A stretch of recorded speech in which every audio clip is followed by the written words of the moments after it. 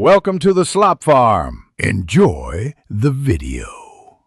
You begin by installing and opening Netmirror. Give it screen recording and local network access so iOS can capture content.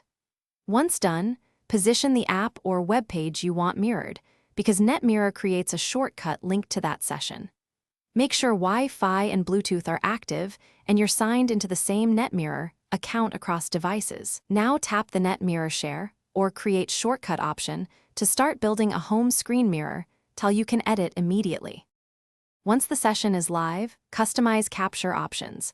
Pick full screen or a specific region, set frame rate for smoothness, and choose whether to include audio. Then edit the tile metadata, give it a descriptive title, and pick or import an icon so you recognize it quickly. Use the preview to confirm orientation and scaling. If the image looks cropped, change the capture region or aspect ratio. When satisfied, tap Add to Home Screen and confirm placement on your chosen page or folder. After adding the tile, tap it to verify the mirrored session launches correctly. You should see live content and hear audio if enabled.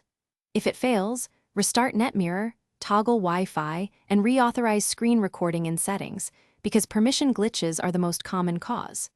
Make sure the source app stays open or enable persistent background capture in Netmirror if available, since iOS can suspend background tasks. Finally, reposition or recreate the tile if visual scaling still looks off. Thanks for watching. Consider subscribing if we helped you today.